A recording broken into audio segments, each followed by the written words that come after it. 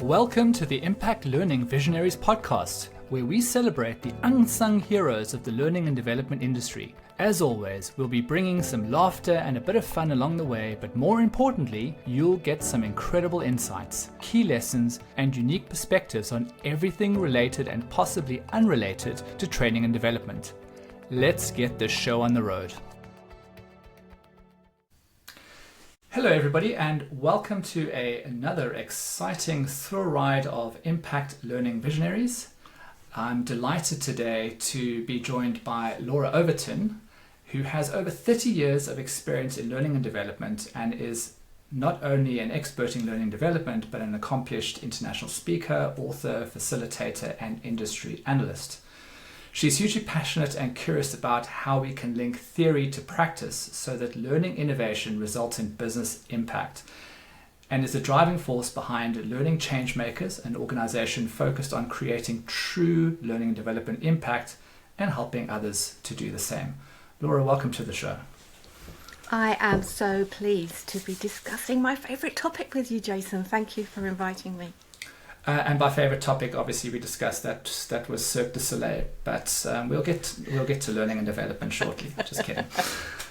I used the word impact not once but twice in your bio, and it's obviously not lost on people listening to this that the podcast is called Impact Learning Visionaries, and we created this podcast really because we're seeing this emerging opportunity, role, and need for learning and development to be a real change agents in the organizations that they're working for, the industries they're working for, and changing the conversation from being more of a what courses do I need to put in place for this organization to how do I make a real impact and move the needle in my organization. What is your perspective on this word impact?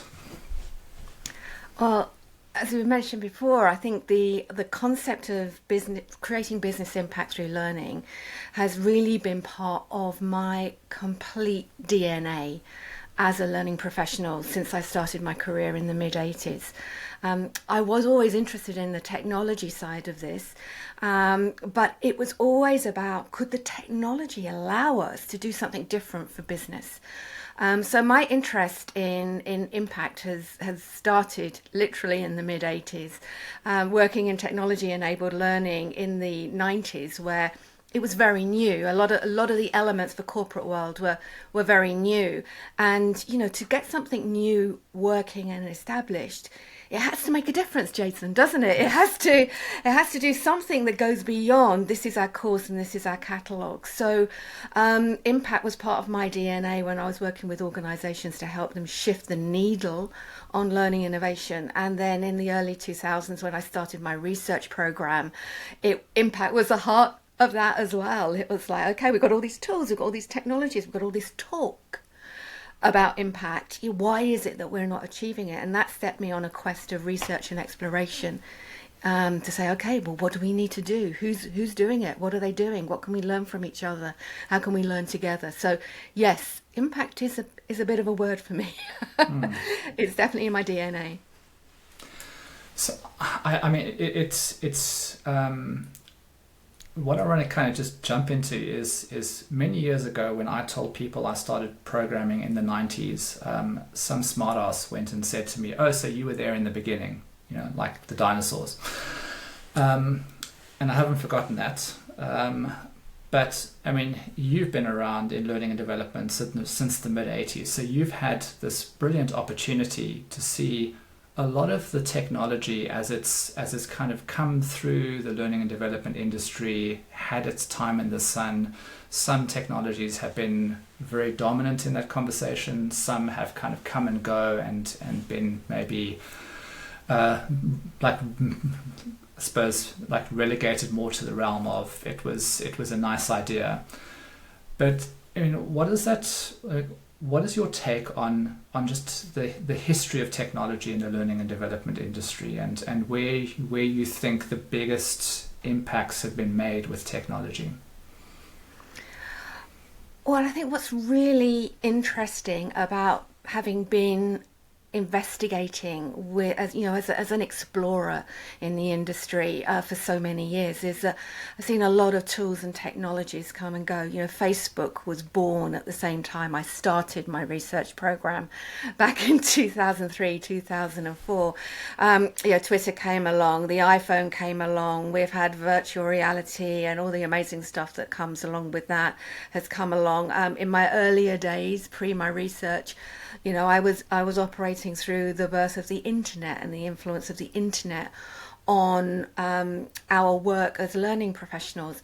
And I was actually working for the company who came up with the original term e-learning, Jason. And e-learning did not mean then what it means now. E-learning meant, you know, how do we harness the power of this incredible internet experience, its ability for us to be connected with each other, connected with mentors, connected with content, to create personalized journeys. That was the vision of e-learning. And, you know, that vision is only just really being realized now. But those tools and technologies that we've just mentioned, they've come and they've stayed, but they've never really been that promise. You know, the tool itself has never realized the promise of driving business impact. And I have to tell you, for the first 15 years of my research program, I ran the research, which is currently called the Learning Performance Benchmark, but it was called the Tools Maturity Benchmark when I was running it for the first 15 years. And Jason, every time a new technology came out, I'm like, yes, I'm going to put it in. I'm going to see, does it correlate back to some of the impact indicators that we have? Every year I was looking, Jason, every year, micro learning, you know, sort of like audio podcasts, the virtual classroom. I'm thinking, this is it. You know, I'm listening to the hype. And not once in the 15 years that I ran that study, and since I've moved away from that study, has a single technology had a direct correlation back to those that were reporting business impact. So, you know, these tools, they come and they go, they shift our thinking, but it's not the tools themselves that make the difference. It's what we do with them and how we use them. That time after time after time was the thing that actually had that strong correlation back to the things that matter, not only to us as learning professionals, but also to the business as well. Yeah, I mean, that's a fascinating insight, and I suppose also kind of leads into a little bit of that blended learning approach, and suggesting that we shouldn't really put all of our eggs into one technology basket. Is that technology at the end of the day is just an enabler. It's not actually the thing that makes the difference. It's an enabler because it's how we use it. And it's not just one technology basket. What I've noticed over the years, Jason, is that we tend to put all of our hope in one technique basket or one tool basket. You know, we suddenly think, oh, you know, the micro learning or learning in the flow of work, that's the only way to go. Now, my research flagged that obviously it was the blend of all of those techniques that made the biggest difference. It was the blend of those who are able to kind of onboard, the blend of those who are able to understand what a novice needs versus somebody who is just doing a task in the role versus someone who needs to move to mastery. And it's the blend of techniques that we use, learning professional, you know, evidence informed, you know, sort of learning science informed techniques that we need to be blending in order to get the right solution for the right time. And I think that's the place where we've struggled the most, to be quite honest, because we love a new thing. You know, as an analyst, as an observer of the industry, boy, does our industry, and as human beings, we love something new. So we jump on it and we pursue it, and we've got gurus and experts in it. We love to follow them, and we find our tribe and we go for it. But actually, it's blending the right thing at the right place at the right time that makes a difference. So yeah, not just the technologies, Jason. I think it's the techniques and methods that we use for learning that we also need to hold lightly and blend appropriately. So, I mean, this is maybe a bit of a philosophical question / observation, but I mean, throughout the history of time, you know, as a civilization, we have evolved through learning, and we've always had ways of teaching people, ways of learning, ways of banking knowledge, and essentially like building on top of the foundation of our ancestors. And it's if you look at the last 30, 40 years, we've suddenly kind of gone from something that was having a very kind of measured trajectory to something that feels like it's, kind of just done this ridiculous like 90-degree ramp. Do you think that it's working? Do you think that the fundamentals of learning have changed to such a degree that we need all these different tools and techniques to really make learning impactful? Or are these kind of just ways of trying to kind of reinvent something that maybe doesn't need to be reinvented? Wow, what a brilliant question. If I kind of unpack that a little bit for myself in terms of what I hear, or let's be honest, what I want to hear in your question, Jason, is the fact that, are there elements of the way that we learn that never change, but maybe we have let go of because of all the new and shiny objects that are around us?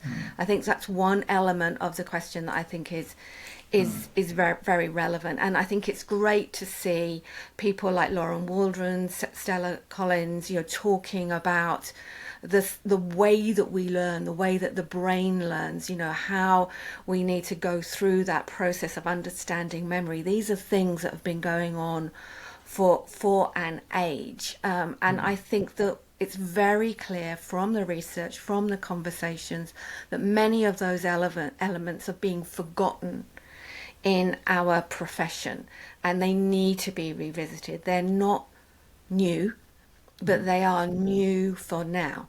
And I think that's the really kind of key element of this, is that there are elements that we need to go back to, and we need to kind of simplify and go back to the principles of why we do what we do and how we do what we do. And then we'll be in a better position to be able to choose the tools and the technologies. So yeah, I do think it's a kind of a philosophical question about the very reason of us being here, and what do we need to draw on in order to deliver that impact and that value behind our purpose as learning professionals. And for me, the purpose as learning professionals isn't to create courses or to create programs, but is to ensure that others are equipped and ready. So not just equipped and ready for the job that they're doing right now, the tasks they're doing right now, but also equipped and ready for an unknown future, an uncertain future, a future where the world is changing. And so what is ramping up, this is the other thing I want to hang on to that question exponentially, is our awareness of the fact that we operate in complexity as learning professionals. We operate in an environment where we could push something, but it could trigger anything else that's going on in the organization, or something else in the organization could trigger something. There's not a straight causal link between, if we do this, this will happen, because the people we're working with are working in a complex environment.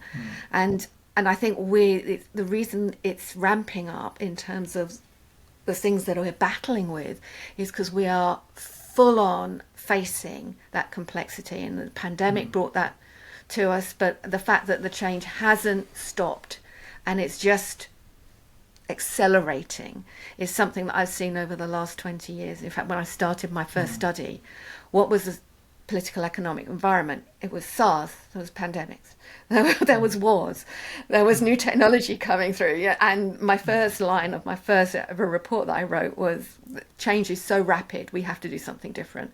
And every report I've written since is the same thing. So I think that complexity that you talked about is the thing that's ramping up, and that's what we need to be aware of. I think we're trying to battle a complex situation with tools and techniques which aren't designed to help and equip us to do that. And if our job is to help others people be equipped and ready, then we need to start to rethink how we're equipped and ready to tackle that challenge ahead of us. Yeah, I think that's spot on. I mean, I kind of see that as probably being the biggest challenge well, not only facing learning and development, but facing humanity. I think that and this is why I think learning faces such a strategic role in the future of humanity, because the world is evolving to a point where I question our capability to realistically be able to deal with that complexity and uncertainty. I mean, if you think about AI in the world today, and how many people really understand it, I think even the people building it sometimes would admit that they don't understand what they're building, and sometimes capabilities are emerging that they weren't expecting. So it's this kind of evolution. How do we keep up with a rapidly accelerating evolutionary demand on human beings? And sitting at the heart of that is how do we provide learning that copes with our ability to keep up with that pace? So I think that's definitely a great way of putting it. And I think it's really interesting, and sort of towards the end of my work with Towards Maturity, we looked at the concept of the transformation curve and trying to say, okay, well, why is it that some are delivering better business impact than others?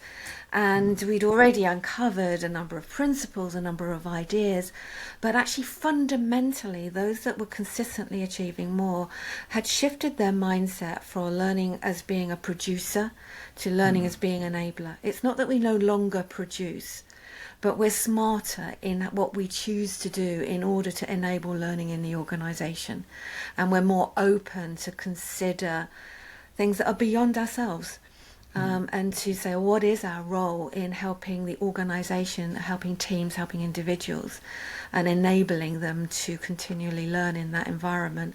And I think that's an interesting shift, and that's why I'm excited about our industry. When I did the CIPD's research last year, 88% of us who work in learning and development do it because it's meaningful. And I think that's the marvellous thing, is that this is an incredible profession of people who want to make a difference, who are hungry to make a difference and to do meaningful work that makes a difference for other people. So then, of course, the Freudian slip you almost made was using the word elephant by accident earlier, and I'm going to reintroduce the elephant in the room. Is that if you would take a step back and look at the industry, I think that there's a lot of I suppose criticism of whether learning and development has really been that enabler and had that efficacy.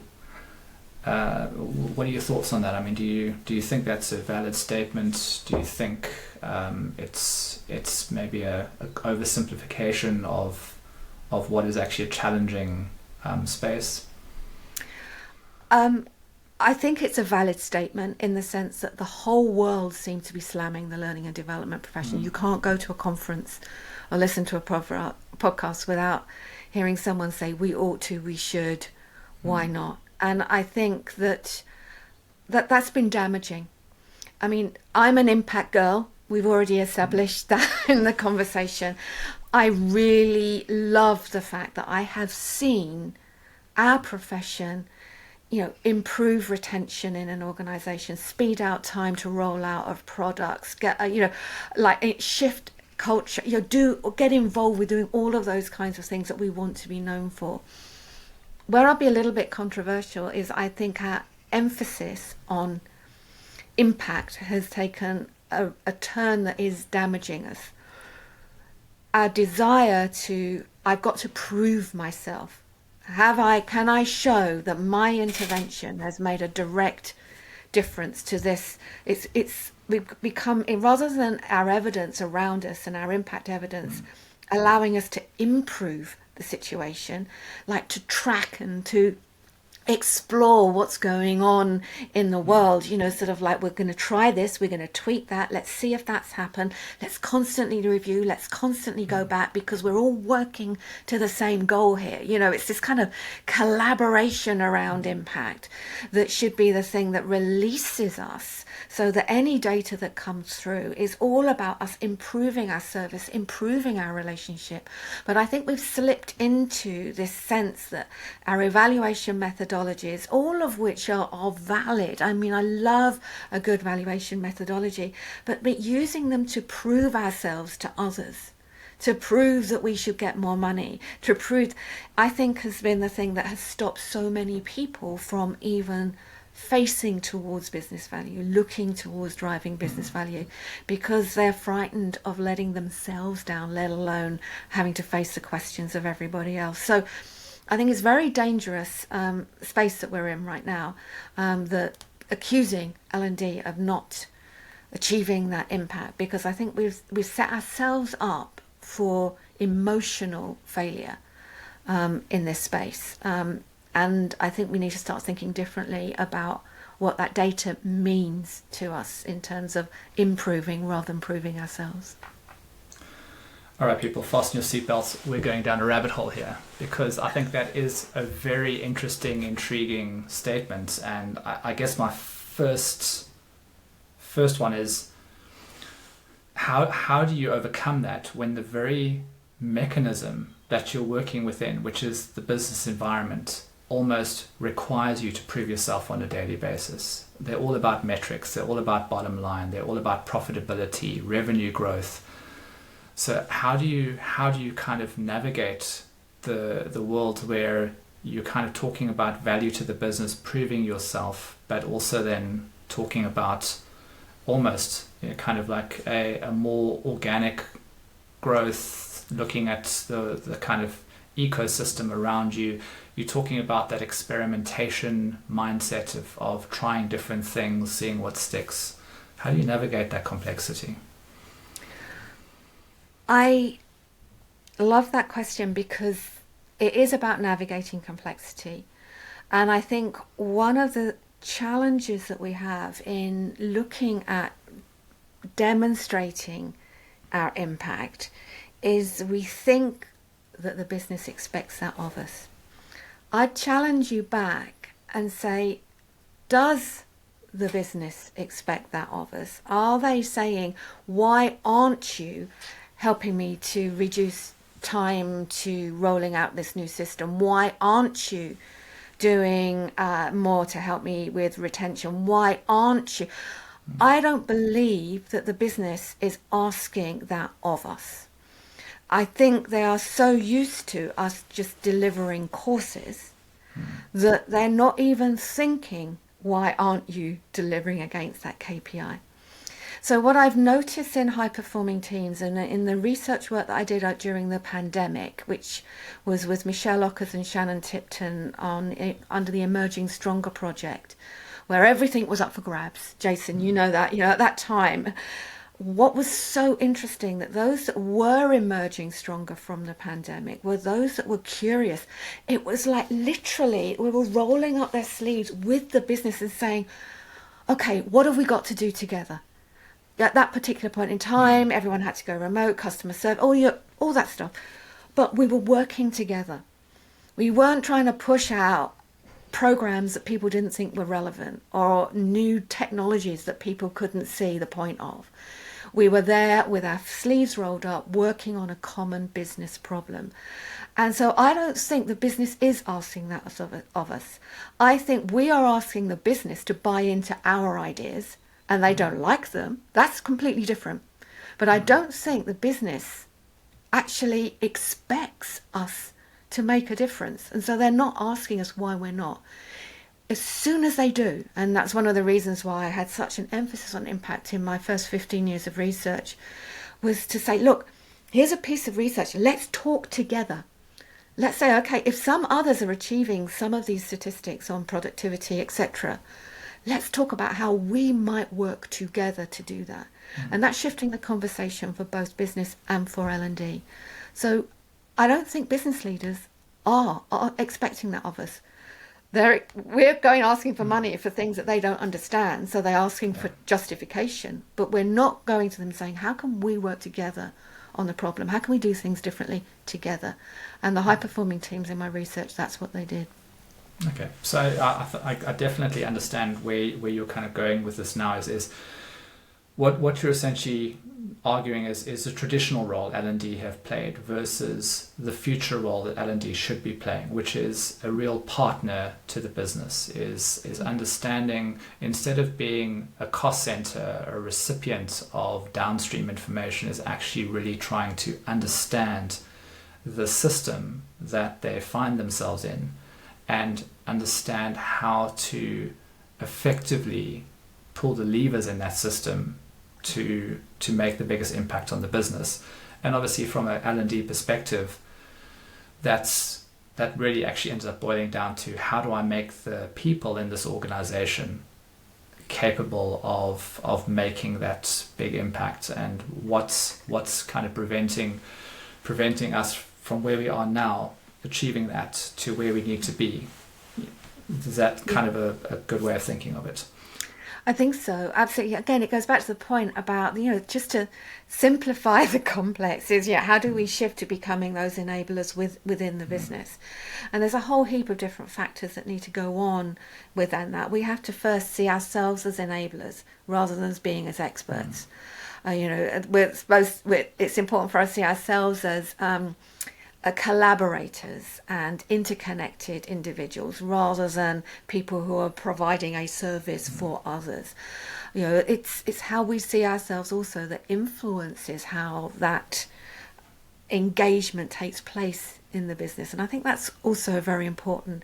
Our inner game, we need to play that inner game for ourselves in order to really kind of step into maybe a new way of thinking about learning and development, and that's what I advocate. That's what I've seen in the data. It's what I've seen in the case studies. Is that as we adapt, we will help others to adapt, and that involves our practice, our tools, our technologies, our techniques, but also our mindset as well. Yeah, I think there's two big questions there. I think mindset is obviously one. Because you could say almost the same thing about any significant kind of senior role within an organization is in order to make the biggest impact on the business, you need to understand. This is kind of like the systems thinking 101 approach is you find yourself in a complex system. The only way you can change that system is to understand how it works and how to manipulate it. You can't just go in and fix everything. It's not possible to do that. I guess the mindset comes in that, there's two big things. The mindset obviously comes in the sense that I think a lot of people traditionally in learning and development have maybe thought, well, that's out of my pay grade, or that's not my place in the organization, and it's been quite a convenient, because I think people in the business themselves, the commercial people, often tend to look at any HR activity as, you're the people, but you don't really understand the commercial realities, and that's been the kind of big divide, I think, between the two capabilities over time. So it's the mindset shift, but it's not only the L&D professional having to change that mindset. It's also the business people in the organization needing to meet you halfway, and it's that mindset that needs to change as well. So I can empathize with learning and development people, because you've essentially got to try and repair the bridge from both sides. Yeah, and you are so right. I mean, my heart goes to the learning and development people who are trying to reach out to others who almost have their backs to them. And I think us trying to understand what's going on puts even more pressure on ourselves. And, somebody who's writing really created an aha moment for me in that particular issue was Dr. Sharon Varney. She's written a book around leadership in complexity. It's not aimed at L&D professionals, but she talks about us noticing, not understanding the big picture, but noticing the small things around us. Are things beginning to stir, and becoming involved in those things that are beginning to stir? It's not about understanding the whole big picture and then having a big pitch to go with the big picture, but it's the little things, and that's certainly what I've seen in those high performing teams. It wasn't the teams with the big budgets and the big pitches, but those that were experimenting, trying things out, sharing the stories, communicating successes as well as measuring successes, adapting, working with the culture. It was a thing I found, Jason, when I'm doing a big renovation at the moment, and I found a set of CDs from 2004, and on it I was presenting the research for the very first time. It was a bit spooky, kind of looking at yourself 20 years earlier. But those high performing teams then, what they were doing, they weren't out to change the culture. They were working out what the culture was doing and how that they could live and work within that.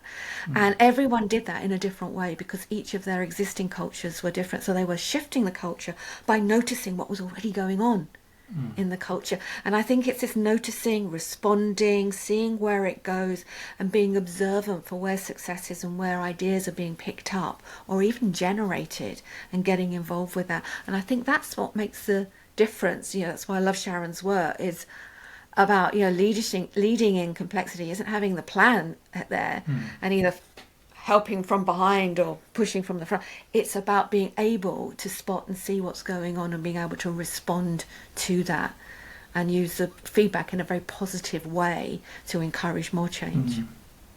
So I mean, it's remarkable that you, as far back as 2004, the industry had already identified one of the root cause problems, and 2024, 20 years later, I would argue that we're almost at risk or in danger of furiously having the same conversations, thinking that somehow we're onto some remarkable new insight or concept. What happened over the last 20 years? What went wrong? There's been a lot of talk, and a lot of learning, and a lot of growing, and a lot of new models and new ideas and helpful stuff. But I think what's been happening is that as a profession, we're becoming more and more burdened. I apologize now to your listeners. I know I've contributed to that, because actually when you start to unpick all the things that are going on in our profession, the skills, the tools, the technologies, the practices of us as professionals, how we use models, how we connect, how we engage, how we market, and on and on and on. It's no surprise that people right now are feeling overwhelmed and under-equipped for the role ahead. And I think I'm in that process also of reflecting and looking back, Jason, and to say, okay, well, what is it? What are the themes that have run through? Like you were saying earlier, that, the prehistoric, I hate to call myself prehistoric from 2004, but those prehistoric themes that actually are still relevant. When we talk about the power of storytelling that was as vital and vibrant, back around the cave campfire as it is today, and that's what I'm interested in now, is those kind of principles and those themes. How can we simplify what we do and how we understand how we drive impact, so that we are able and more equipped to be able to respond in that agile way to complexity around us. Not there yet. Watch this space. It's certainly something that that's where I'm dedicating my time at the moment, is to look back in order to understand how can we can release that burden of ourselves and release ourselves into becoming the true professionals that we need to be. But I mean, maybe to tease out some of that is, we have a practical reality today, is that there's hundreds of thousands of organizations around the world. They all are trying to compete in this highly contested global marketplace. The world has become smaller. There are competitors on your doorstep.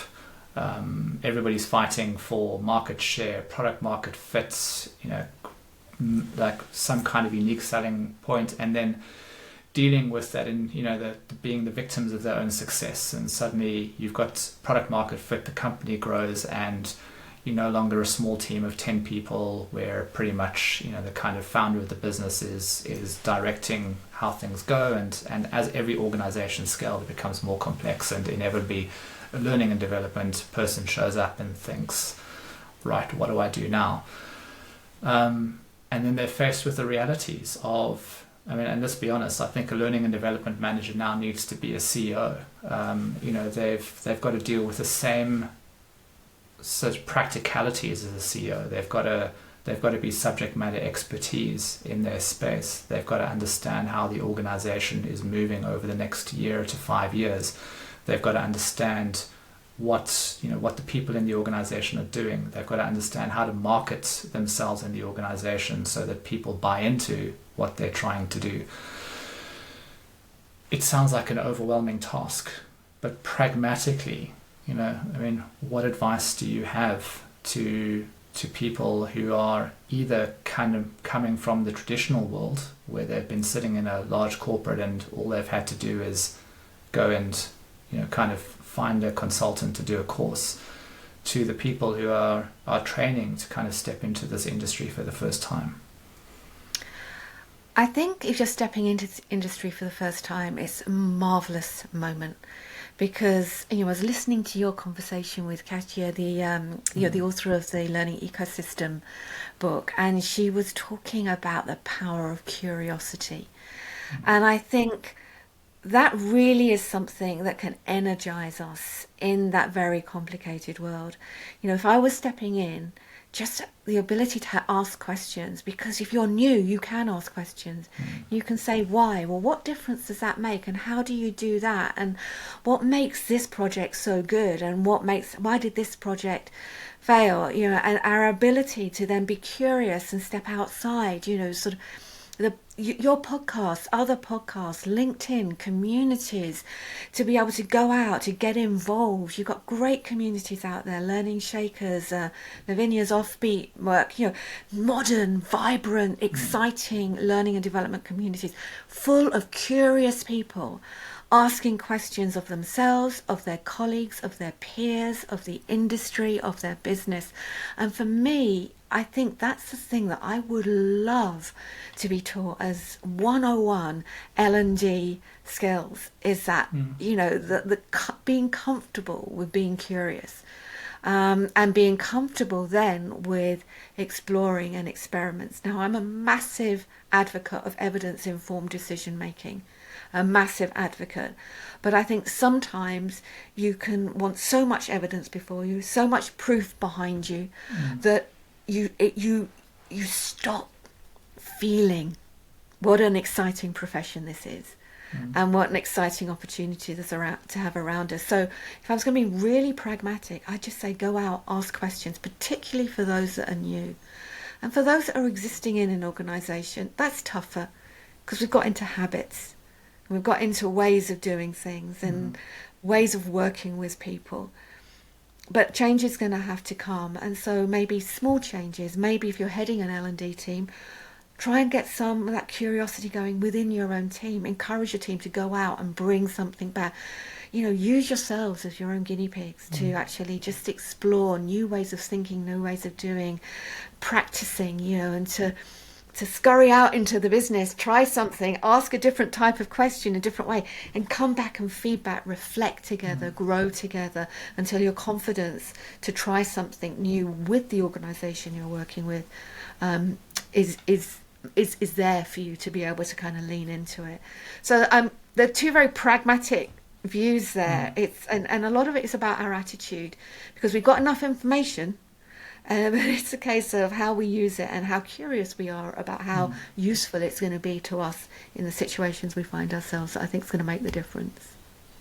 Yeah, I think the great words I took away there are, kind of inquisitive, curious, and there was a third one, attitude. So it's I think those three kind of capture what people need to start doing, and I would, I think the curiosity is really, I think, an incredibly powerful one. I have a friend who's a kind of a tinkerer, and like one of her favorite things is to get people to get over themselves and get over their fears. Like saying, you've got a small business and you basically, knit beanies for cats. Like, why don't you have a website? I don't know how to create a website. I'd never create and she says, just do it. And often people realize they've just put these barriers up in front of themselves that, and in the early days of my research, one of the questions I asked was the extent to which you did something. I can't remember how I phrased it, but it was basically, do you do something and ask forgiveness or permission? And one of the characteristics of the high-performing teams is they're much more likely to have a little go, try a little something, see whether it works, shout about it if it does, and learn from it when it doesn't. And I think, your friend is absolutely right. We've got to tinker with that process. And with ourselves, with our own, and observing ourselves, reflecting ourselves. How do I feel about this? Why am I uncomfortable? What could I do? Who do I need to talk to? We do need to look inwards more, because I think we've developed a bit of a blame culture, sort of like business blaming us, we blame business. Let's move on from that and let's look at the opportunities that these frictions give us, rather than the barriers that they provide. So I'm going to take a bit of a tangent now, because you used a word quite early on in the conversation that I banked in the back of my head and I wanted to come back to, because it is a question that really fascinates me. You used the term mastery, and I've recently become more and more fascinated by that, because I look at things like the future of work, and it's not a new thing, but I think it's back in the spotlight a little bit, and I think about what are organizations looking for. They're looking for creativity, innovation, and then at the same time they're saying, the future of work is about unlearning and relearning. But throughout my career, I've observed that the people who are the most creative are often the ones that have more mastery in a certain area. And I don't mean, I think there's a limit to that, is when you get past a certain point of mastery where your entire world revolves around that concept, you almost then, you kind of go over the top of the bell curve and come down, and you suddenly start being less creative. But I've noticed that people who have, like a small understanding of a skill set, and they don't have the depth of understanding a skill set, are generally struggle to be as creative, as adaptive, see opportunities, connect dots. And I've had a few conversations where people are going, well, mastery is dead. There's just no time for it anymore. We need to kind of be teaching people as quickly as possible, getting them up to speed, helping them learn, unlearn. And I feel that mastery is something that's actually going to be fundamental to the future of organizations, the future of creativity, innovation, adaptability, which are all these words that are being thrown out in this future of work conversation, but yet nobody ever mentions mastery. So I was curious, seeing that you brought up the word, to just explore that with you a bit. Yeah, I mean, I'm a massive fan of Miriam Paul's work in Evidence-Informed Learning Design, their book, and where they talk about mastery in there and designing for novice through to mastery. But I think one of the things that kind of grabbed my attention when I was really exploring their work was the fact that those who actually go to mastery aren't the people who are doing the same thing time again, but the people who are able to take the principles of what they know and to be able to apply them in new ways when a new situation comes along. Sort of, you're thinking about Pilot Scully landing on the Hudson. His mastery of his craft allowed him to reform what he knew to the circumstances and do something that would not have been in the book to teach him to go to mastery. So that concept of mastery, I think, is really important. And I'm with you that I think it's going to be needed, but masters of what? Masters of, in L&D, creating content, or masters of understanding the principles of learning so that we can work out how to continually enable. There's a downside of mastery as well, and it's something I've written about quite a lot in the past, which is actually, I took it from an economist called Thorsten Veblen, where it's this concept of trained incapacity. And he noticed in sort of like big banks, etc., etc., those masters of their field, masters of their sort craft, of yeah. area of competency, were unable to spot the changes going on around them. And it apparently happens in economists, doctors who become so specialized that you present with a heart problem and they only see a heart problem and they don't see the bigger picture. So I think mastery, in one sense, us allowing us to apply those principles, I think is going to be vital for all of us to survive and thrive in the new world of work. But mastery has its downfall if we are not willing to flex with it. And that trained incapacity is something I see in our industry, as well as others seeing it in other industries as well. Yeah, and my personal experience on that is, I think the thing that makes the biggest difference there is the understanding of the difference between an I-shaped and a T-shaped person. Is that I think you see that kind of I-shaped person being very set in their ways, very, very limited in their worldview, whereas a T-shaped person has that breadth of experience and exposure to understand, where they're kind of seeing patterns of change and opportunities. Yeah. Wow, what a great conversation, Laura. I'm gonna just close off. Actually, I normally close off with two questions, but I feel like we've done what I normally want to achieve with the one question, which is imparting knowledge and wisdom. I think you've done that in so much detail and has so much value. So I'm going to jump to the second question, which is, to kind of close off. We always ask our guests if they have recently read a book, watched a podcast, watched something on TV, or had a moment or experience which has kind of created a sense of awe or an epiphany or some kind of profound change. Well, I thought you were going to ask me about Cirque du Soleil for a moment, so I was quite pleased that we've avoided that one. Well, it's not over yet. There's still time.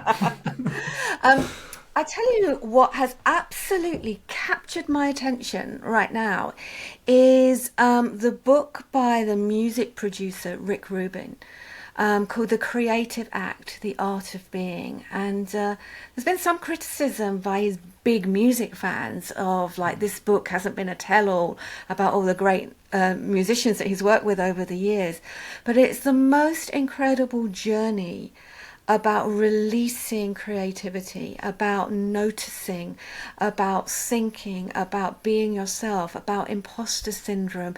It's so easy to listen to, and it's almost like any challenge you have in life, I'm pretty sure Rick Rubin's got an answer for it. And I'm absolutely loving the way that he's helping me to think differently about the challenges that you and I are talking about today. So I would strongly recommend, and I'd go for the Audible version because his voice is very mesmerizing as well. He really is a great communicator and is communicating things to challenge our status quo and encourage us to step out into the unknown, and I'm loving it. Oh, that's fantastic. I wish I could appreciate the Audible versions, but I've never grown up. So, when you were a kid, you were 6 years old and you went to bed and your parents read you a bedtime story. I've never evolved out of that. So when someone reads a book to me, within 5 minutes, I'm fast asleep. It's very annoying. Love it. Laura, thank you so much for joining us. It was such a lovely conversation. I am really, really keen to keep in touch and just hear about this research that you're about to embark on. I think as we've discussed, the world is getting more and more complex, and we've got to evolve with the evolving world of business, technology, and just everything happening around us. So very, very curious to see what comes out of that. But thank you so much for joining us today. It's been an absolute pleasure, and I look forward to journeying with you. All right. And people, Coming soon to a Cirque du Soleil near you, Laura Overton. And on that note, goodbye. Hey, thanks so much for joining us for this episode of Impact Learning Visionaries.